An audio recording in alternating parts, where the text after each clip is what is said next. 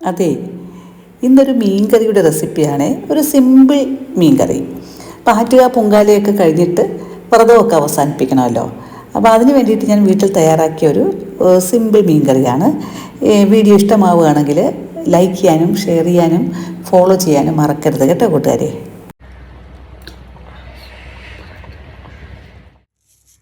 ദേ, മീൻകറി തയ്യാറാക്കാനുള്ള മൺചട്ടി ചൂടാക്കി അതിലേക്ക് എണ്ണയും ഒഴിച്ചിട്ടുണ്ട്.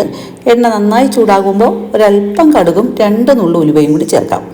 അതൊന്ന് പൊട്ടി വരുമ്പോഴത്തേക്ക് ഒരു 10-15 ചെറിയ ഉള്ളി വൃത്തിയാക്കിയതും, ഒരു ചെറിയ കഷ്ണം ഇഞ്ചി അരിഞ്ഞതും, ഒരു 5-6 അല്ലി വെളുത്തുള്ളിയും, ഒരു 2 കറിവേപ്പിലയും കൂടി ചേർത്തിട്ട് നന്നായിട്ടൊന്ന് വഴറ്റിയെടുക്കാം.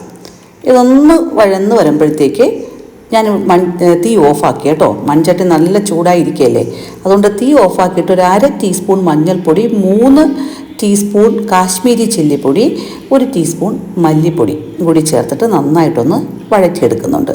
ആ എണ്ണയൊക്കെ ഒന്ന് തെളിഞ്ഞു വരണം.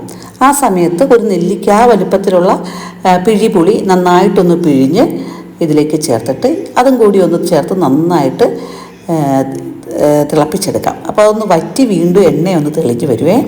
ഈ സമയത്ത് 2 ടേബിൾ സ്പൂൺ തേങ്ങ നന്നായിട്ട് ഞാൻ മിക്സിയിലൊന്ന് അരച്ചിട്ട് അതും കൂടി ഇതിലേക്ക് ചേർക്കുകയാണ് കേട്ടോ. അപ്പോൾ തേങ്ങ അരച്ചിട്ടുള്ള ഒരു മീൻ കറിയാണ് കേട്ടോ. ചിലർക്ക് എരിവൊക്കെ കൂടുതൽ വേണമെന്നുള്ളവർ അതിനനുസരിച്ചുള്ള മുളക് പൊടി ചേർക്കണേ. അപ്പോൾ ഞാനൊരു അല്പം കൂടി വെള്ളം ചേർക്കുകയാണ്. മീൻ മുങ്ങിക്കിടക്കാൻ പാകത്തിനുള്ള വെള്ളം മാത്രമേ ഒഴിക്കുന്നുള്ളൂ, കൂടുതൽ വെള്ളം ആയി പോരുത് കേട്ടോ. പിന്നെ പാകത്തിനുള്ള ഉപ്പ് ചേർക്കാം.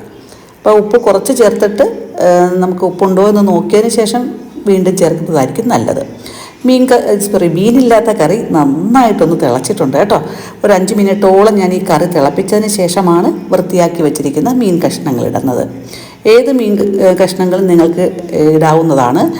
അപ്പോൾ ദശ കട്ടിയുള്ള ആണെങ്കിൽ കുറച്ചുകൂടി നന്നായിരിക്കും. അപ്പോൾ അത് ആ മീനിനെല്ലാം ഇങ്ങനെ മുങ്ങിക്കിടപ്പുണ്ട്. അപ്പോൾ ഇപ്പോൾ നമുക്ക് ഒരു സ്പൂണൊക്കെ വെച്ചിട്ടൊന്ന് ഇളക്കി കൊടുക്കുന്നതുകൊണ്ട് തെറ്റില്ല. എന്നാൽ മീൻ നല്ലവണ്ണം തിളച്ചതിന് ശേഷം പിന്നെ ചട്ടി ഒന്ന് ചുറ്റിച്ച് വെക്കാനേ പാടുള്ളൂ.